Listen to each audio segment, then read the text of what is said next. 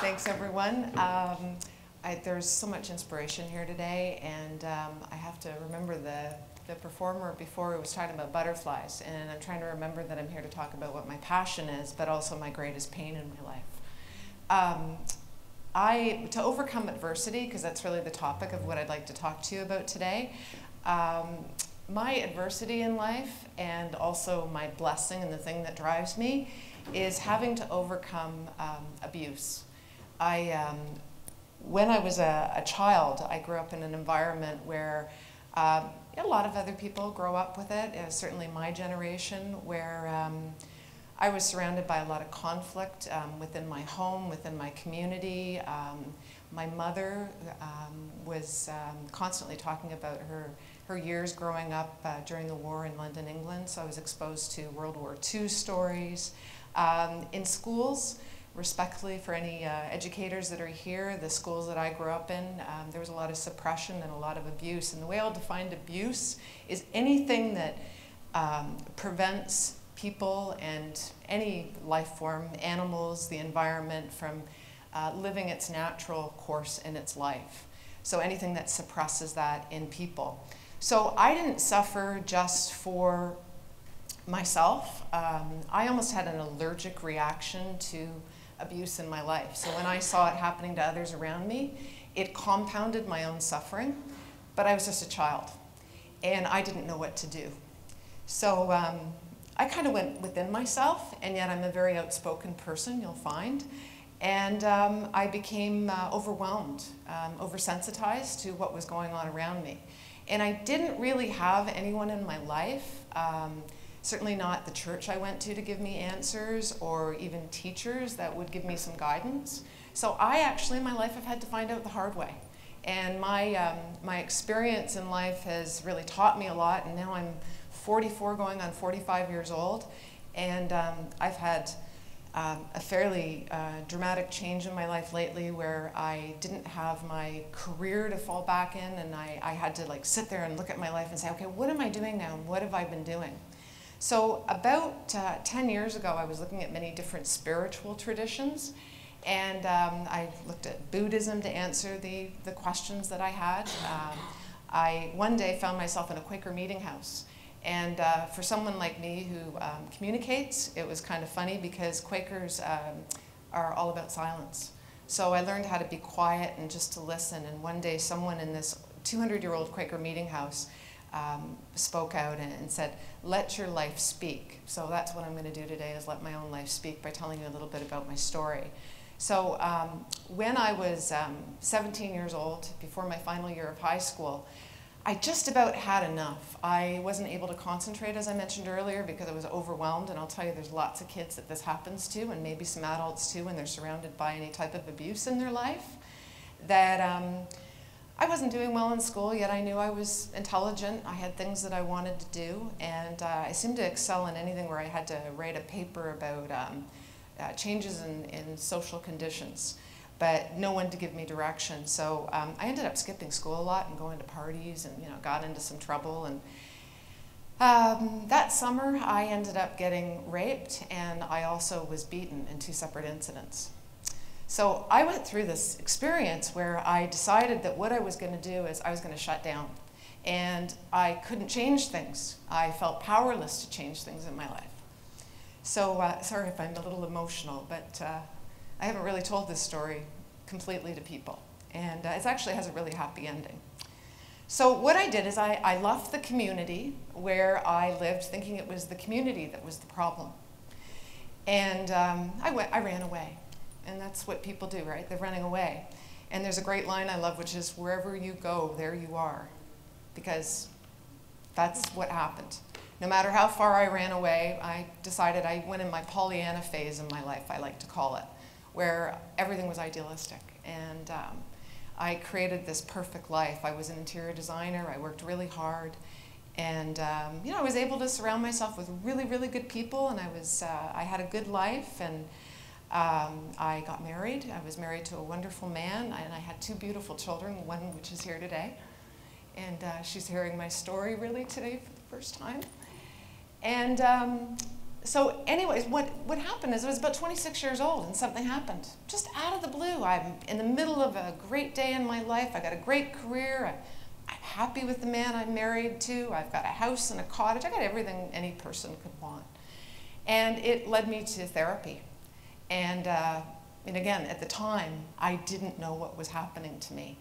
So I went to this therapist, and of course these therapists, they usually say, so tell me about your mother, tell me about your father, tell me about this, tell me about that. And so I ended up telling this story, and she ended up saying, you know what, Louise, it doesn't matter whether you're hit by a Mercedes or a Mack truck, it hurts. But at $120 an hour, I didn't stay all that long. I needed to get back to my life. So I went back to my life, and I had my 2 children pretty soon afterwards, and that was stressful in itself. It seemed like this stress kept on compounding.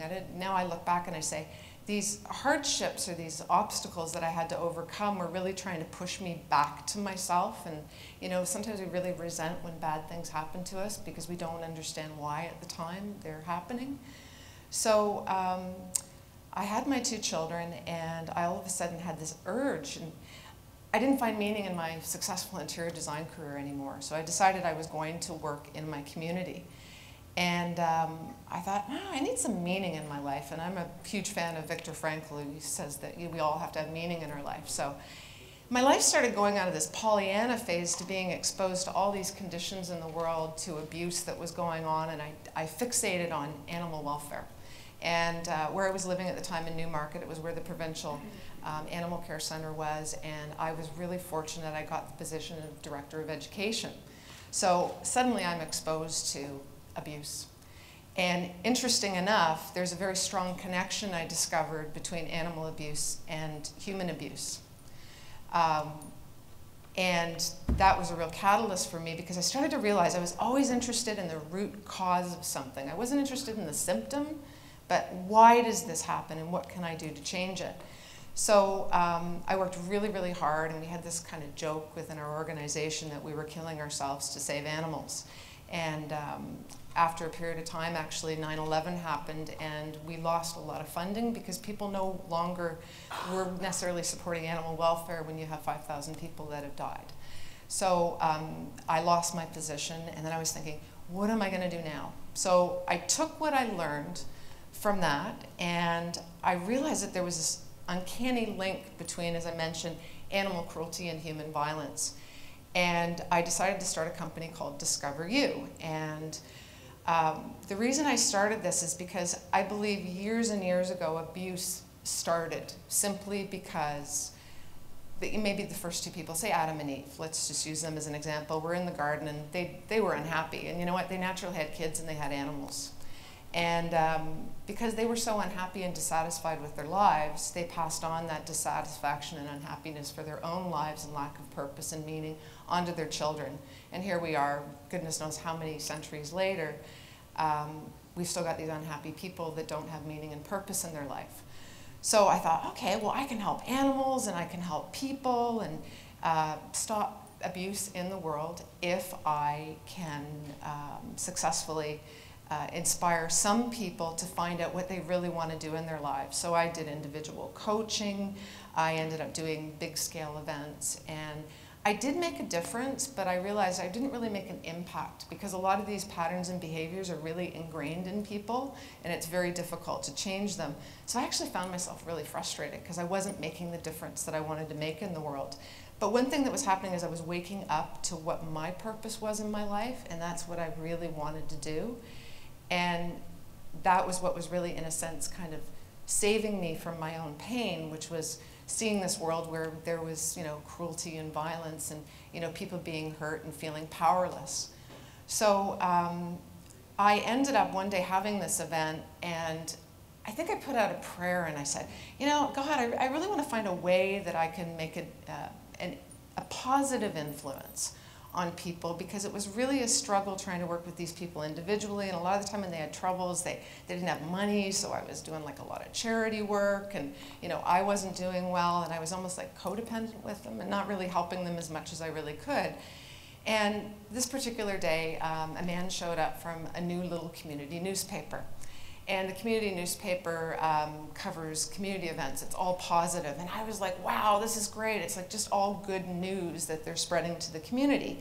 And I fell in love right away. It's a great publication, and it's called Snap. And you do have one in Oakville, and there's 75 of them throughout the world. Well, for the first time in a long time, instead of feeling sad, I actually felt happy.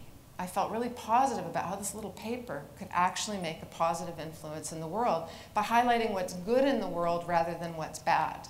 Because if you notice, like animal welfare and child welfare, we usually show nasty little pictures of, animals, bad things happening to them. And it generates donations, but it doesn't generate change.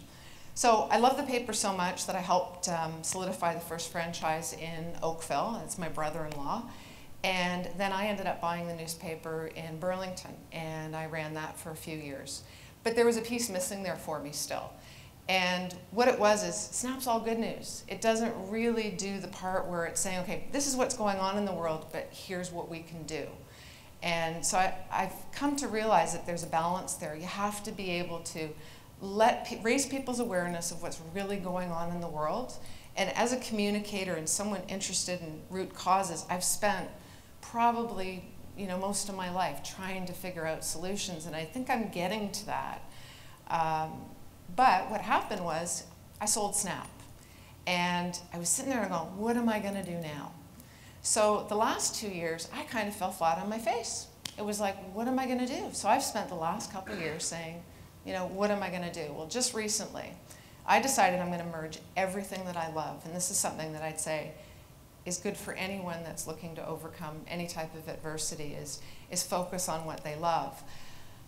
When I look at my career, or just the choices I've made, I love animals, I love people, and the next thing that I'm planning on doing is doing a publication and doing communications relating to raising awareness for animal welfare, but also using it in a very kind of sneaky way. I'm going to use animals to communicate to people how they can care more for themselves and hopefully be influencing them. If you can imagine, and I decided not to use PowerPoint because of the possibility that we might have a malfunction, but imagine having a photo of a dog with some wonderful, inspiring quote on it, and it's the dog or some inspiring story that could change the way someone feels. They don't want to hear a person telling them, but they'll listen to the dog for some reason. So I want to use humor, I want to use images, I want to use inspiration to get through to people. Because earlier today too, I was speaking to a gentleman, he's a marketer, and I made some comment about marketing love and care. Because instead of me being an activist and fighting against something, is the way I look at it, I want to be a person that actually is promoting the solution. And I had a really hard time the last little while coming out. People say, so what are you doing now, Louise? And I said, well, I'm promoting, love and care for pets and people. No, it sounds so Pollyanna, right? But really, why should I be ashamed to say that? Why should I? Why should any of us not be able to say exactly what's in our heart? Because that inspires people. Because I don't want to use the word cruelty. I don't want to be fighting against that or drawing attention to it. Because I think we all want that in our lives. Certainly in this room, I've been so inspired today to spend time with, all of you, just the energy. And I would love to see this group grow and grow and grow, and to have that influence people. So that's where I'm at. So concluding it, I guess what I'd like to say is my life and my adversity and overcoming it has actually been my gift. And I'm at a point right now where I've been able to forgive, and I think that that's a really important thing to move on in my life, and to actually come here and talk to you about my experience, which is a huge step forward for me, because now I'm going to say loud and clear, I'm going to promote love and care for people and pets. And I hope that that's going to bring a lot of good into the world. And I think that the best idea that I could say is, I don't think that there's a better idea that any of us have had in this room that at its core doesn't have something to do about bringing more love and care into the world. And I think that's what's going to save the world, really. And I think it's an idea worth spreading. So thank you very much.